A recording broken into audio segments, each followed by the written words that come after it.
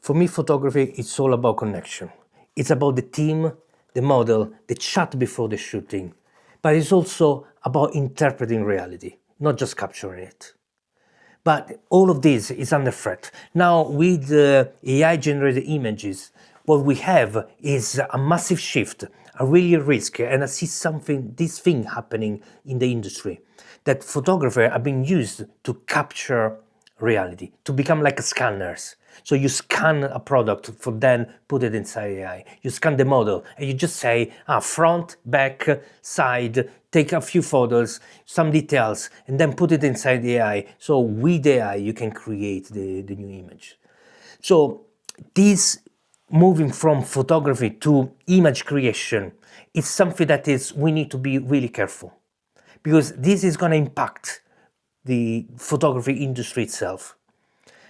And probably the photography industry, not for the best, for the better, but it's going to also create a new way of creating images.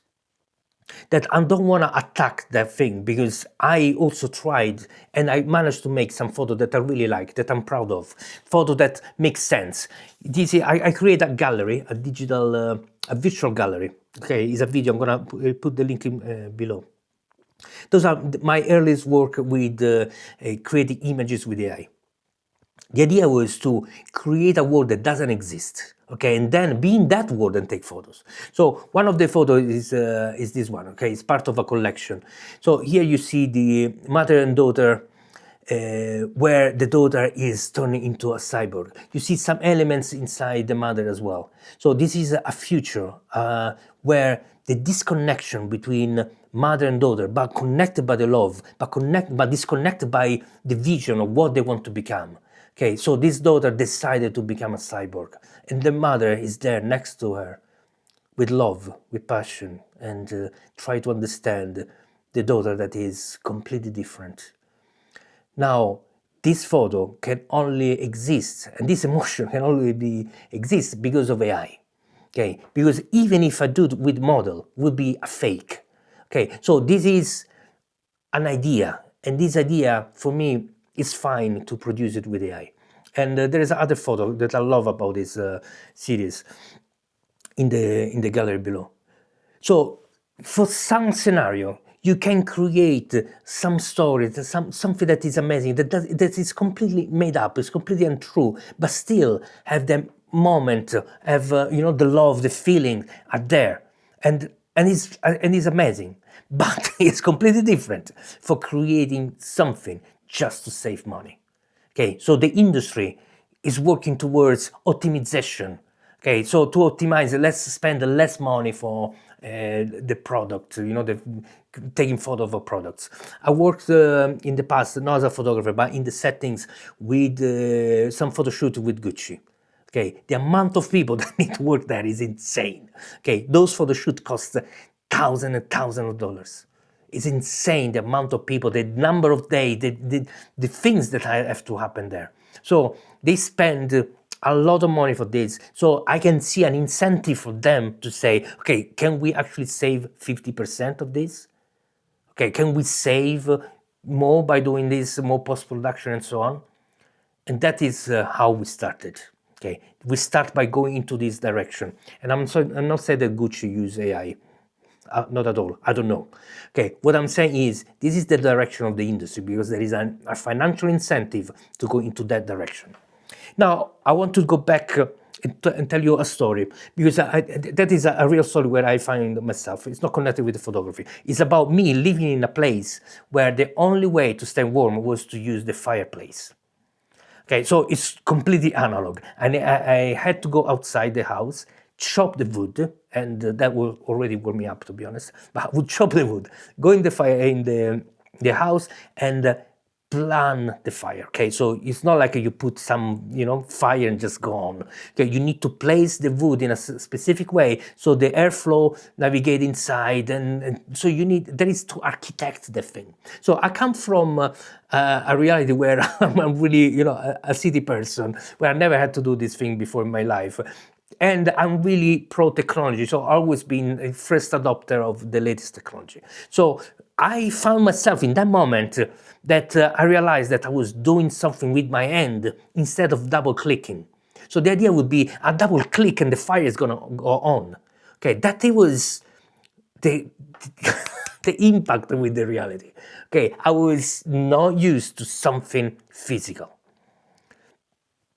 in this kind of scenario, okay? But that remind me exactly about what is happening now. So there is photography that is 100% physical. You take photo of reality, of real people, okay, on a real moment. So time and space and people, everything is there. And that is your interpretation, your way to interpret the reality. It's beautiful, I love it, the connection, it's amazing. Creating images with AI is nothing to do with this. It's all in your mind, this idea, the vision and so on, which is still has some value and some beauty. But there is something that is different, okay? And that lack of that specific real world friction that I'm worried about. You have other friction, like I said, it's not easy to make great images with photography, with AI. Okay, it's and I'm learned as a photographer what are the elements that create value inside of photography. So the story, the feelings, the emotion, the contrast, everything is there. So I know how to do a photo, how to create an image, but now it's done in a different way. And to me, it's not done by a human. It's done by a collaboration between a human and an artificial intelligence, because I have no 100% control over the image.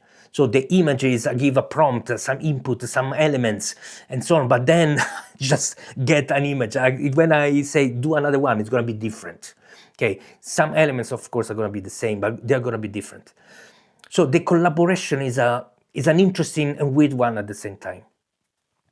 Again, I'm not against AI generated images. I just want to reflect with you about these two reality, the pure analog friction reality, working with physical elements, and the one working with elements that are not part of the physical world.